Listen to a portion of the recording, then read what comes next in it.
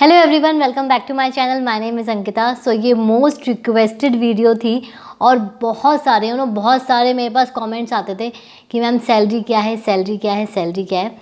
ऐसा कुछ नहीं है कि मैं सैलरी अपनी उस पर्टिकुलर वीडियो में या पहले रिवील नहीं करना चाह रही थी। बस फैक्टर ये था कि जिस तरीके के आपके क्वेश्चंस आते थे, मैं सोचती कि एक इसकी सेपरेट वीडियो बनाऊं जिसमें मैं आपको अपनी सैलरी बताऊं, अपनी पोजीशन बताऊं, अपने फैक्टर्स बताऊं कि ये जो मेरी सैलरी है वो किस सीन में, सिचुएशन में फॉल कर रही है। क्योंकि ये ज़रूरी नहीं है कि आज, जैसे कि आपको पता है कि मैं उत्तराखंड से हूँ, तो यहाँ पे जो मेरा सैलरी पैकेज है या जो भी है वो सेम दिल्ली में भी हो, मुंबई में भी हो। तो they are various other factors जो आपका सैलरी पे डिपेंड करता है। ठीक है।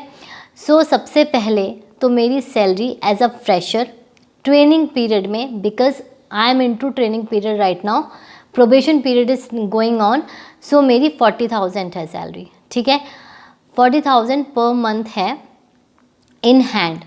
अब इसके अलावा according to my performance probation period के बाद इंक्रीमेंट हो सकता है, तो वो भी मैं आपको बताऊंगी कि कैसे, कितना इंक्रीमेंट हुआ है, क्या है। अभी प्रोबेशन पीरियड में स्टिल 3 मंथ्स हैं। ठीक है। सो ये चीज़ तो मैंने आपको बताई कि मेरी सैलरी कितनी है। फिर फैक्टर्स क्या होते हैं, देखो ये मैंने सैलरी जो आपको बताई, CS as a fresher plus MBA, ये 2 चीज़ें मैंने की हुई है। मेरी क्वालिफिकेशन ये है कि MBA इन इंटरनेशनल बिजनेस और CS। अदर फैक्टर्स क्या हैं कि मैं एक्चुअली उत्तराखंड से हूँ। ठीक है। और जो मेरी कंपनी है वो ग्रुप कंपनी है, निधि कंपनी है। तो वहाँ पर आप ये समझ लो, जैसे कि फॉर एग्ज़ाम्पल अगर मैं इसी सारी चीज़ों को दिल्ली में बोलूँ या मुंबई में बोलूँ तो इससे ज़्यादा हाइक मिलेगी। बट मैं आपको पर्सनली ये सजेशन दूंगी, जो मेरे हिसाब से ये होता है कि जो भी आपकी लोकल, मतलब जो आपकी सिटी है जहाँ आप रह रहे हो, आप एक्सपीरियंस इनिशियली वहाँ पर करो। ठीक है। एक अच्छी कंपनी में, ऑब्वियसली ऐसे नहीं है कि किसी भी कंपनी में, कोई फर्म है वहाँ इनिशियली आप वहाँ पर जाओ, वहाँ पे काम सीखो, अच्छी तरीके से अपना आप को वहाँ पे एकदम से ट्रेन कर लो। ठीक है। उसके बाद आप मूव करो किसी और सिटी में, लाइक दिल्ली, मुंबई, वॉटेवर, जहाँ भी आपको जाना है, जहाँ भी आपको अच्छा स्कोप मिल रहा है, अपॉर्चुनिटी मिल रही है, ग्रैब इट। ये मैं इसलिए बोल रही हूँ क्योंकि जैसे हमें पता है कि इनिशियल जो हमारी सैलरी होती है वो कम होती है, और अगर हम यही चीज़, जैसे मेरी यहाँ पे मैंने आपको बताई 40,000 है, अब अगर मैं यही चीज़ दिल्ली में जाके अगर मुझे 50 भी मिलती है दिल्ली में, ठीक है, एक तो वहाँ पे कंपटीशन बहुत ज़्यादा है।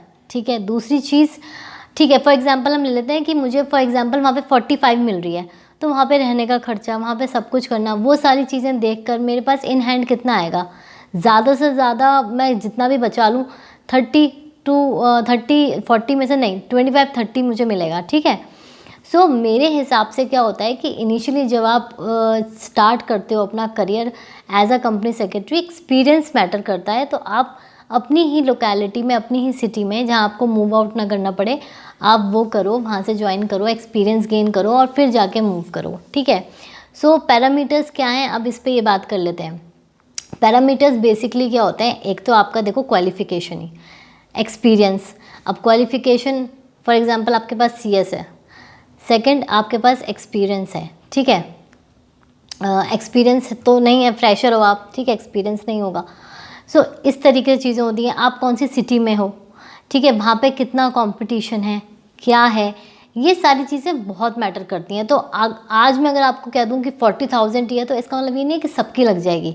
और प्लस जो मोस्ट इम्पॉर्टेंट पैरामीटर है वो है आपकी नॉलेज। अगर आपकी नॉलेज कॉन्क्रीट नहीं है और इंटरव्यू में आपके क्वेश्चंस इस तरीके से नहीं पूछे जाते, जो भी पूछे जाते हैं आप उनका आंसर नहीं कर पाते हो, तो उस केस में ऑब्वियसली आपकी जो सैलरी है वो आपका कम होगा। ठीक है। सो ये बेसिक पैरामीटर्स हैं जिस पे एक सैलरी डिटरमाइंड होती है। अदरवाइज़ जैसे जैसे आप ग्रो करते हो, प्रोबेशन पीरियड भी होता है, अपनी परफॉर्मेंस से अपनी हाइक मांग सकते हो और ये सब चीज़ें आप कर सकते हो। ठीक है। और ट्रेनिंग का भी मैं बता दूं, ट्रेनिंग के भी मेरे पास बहुत क्वेश्चंस आते हैं। तो अगर आप CS कर रहे हो और आप अपनी ट्रेनिंग करते हो, तो ट्रेनिंग में आपको बोलूँगी, एक तो एग्जीक्यूटिव के बात करो और किसी फर्म में करो, वो बहुत इम्पॉर्टेंट है। फर्म में बहुत सारा काम होता है, आप अलग अलग चीज़ों से प्रैक्टिकल अप्रोच लेते हो, जैसे मर्जर अमेलगमेशन हो गया, इनकॉर्पोरेशन ऑफ कंपनी होगा, वाइंडिंग अप होगा, फास्ट ट्रैक होगा। तो अच्छी फर्म पे फोकस करो कि कहाँ पे कंपनी सेक्रेटरी इंटर्नशिप यानी आर्टिकलशिप के लिए रिक्वायरमेंट है, वहाँ कांटेक्ट करो। उसके लिए आपको अगर मूव भी करना पड़े ना तो आप कर लो, क्योंकि यहाँ पे जब आप एज अ स्टूडेंट काम कर रहे हो तो आपका मेन फोकस क्या है, सिर्फ और सिर्फ लर्निंग। ठीक है, जब आप थोड़े से क्वालिफाइड हो जाते हो उसके बाद थोड़ा सा एक मनी वो भी होता है, बट यही है कि आप अपनी सिटी में करो, वहाँ पे अपना थोड़ा सा नाम बनाओ, कॉन्टैक्ट्स बनाओ, ये करो वो करो, फिर उसके बाद आप मूव कर सकते हो। ठीक है। अच्छा, एक इम्पॉर्टेंट चीज़ मुझसे पूछते हैं बच्चे, बहुत डाउट आता है कि साउथ इंडिया में सीएस का स्कोप है या नहीं है। देखो भाई, सीएस का स्कोप पूरे इंडिया में है। ठीक है, आप किसी भी लोकेशन पे हो, आप नॉर्थ में हो, साउथ में हो, वेस्ट में हो, ईस्ट में हो, हर जगह स्कोप है। आईसीएसआई इंस्टीट्यूट ने चारों तरफ चैप्टर्स भी बना रखे हैं। ठीक है, बस चीज़ें क्या होती हैं वो इतनी हाईलाइट नहीं हो पाती। ठीक है, इसीलिए हमें पता नहीं रहता। तो आप अपने ही लोकेलिटी में देखोगे, और किसी की बातों पे विश्वास मत करो। अगर आपके किसी फ्रेंड ने बोल दिया कि भाई सीएस का स्कोप नहीं है, तो पहले तो उससे ये पूछना कि भैया तूने सर्च भी करा है। सुनी सुनाई बातों पे अपने करियर पे बात मत आने दो। आप खुद अपने लिए सर्च करो, क्या स्कोप है क्या नहीं है, चैप्टर पे बात करो, सीएस चैप्टर पे बात करो। ठीक है, तो इस तरीके से आप करो, लेकिन किसी की भी सुनाई सुनाई बातों पे अभी बिल्कुल डिसीजन मत लो, बिकॉज ये आपकी लाइफ का सवाल है।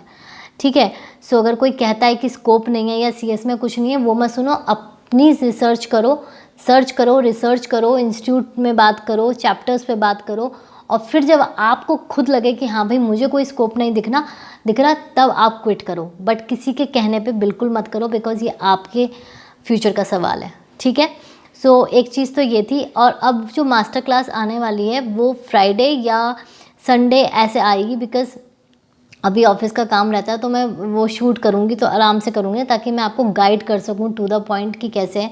बट हाँ, अभी आपके 10 अगस्त से एग्ज़ाम्स हैं, तो मतलब मैं कोशिश करूँगी कि मैं आपको इस वीक लास्ट दे दूँ। ठीक है, सैटरडे संडे में आपको मैं दे दूँ। So stay tuned. ठीक है, और अच्छे से पढ़ाई करो, पैनिक नहीं होना है बिल्कुल भी। और अनअकैडमी पे मेरे सेशंस देख रहे हो कि नहीं देख रहे हो? मैंने एटलीस्ट 5 क्लासेस अभी तक पोस्ट कर दी हैं, और सीट के बारे में बताया है, उसे किस में बताया, तो आप वहाँ जाके देख सकते हो। और अनअकैडमी पे मैं बहुत जल्दी प्लस क्लासेस भी लेने वाली हूँ, जिसमें कि मैं आपको कंपनी लॉ और ये सीट में लीगल एप्टीट्यूड पढ़ाऊँगी। ठीक है, सो मेरा कोड यूज़ करोगे CS अंकिता, तो आपको 10% डिस्काउंट मिलेगा। और सब्सक्रिप्शन बहुत चीप है यार। अगर तुम आप लेते हो ना तो बहुत इजीली आप गाइडेंस ले सकते हो, बिकॉज गाइडेंस का ही रोल है सारा CS में, और कुछ नहीं है। मैंने अपने टाइम पे गलती करी थी, मैंने गाइडेंस नहीं ली थी, और इसीलिए मेरे इतने अटैम्प्ट लग गए। ठीक है, so all the very best, stay safe, stay healthy.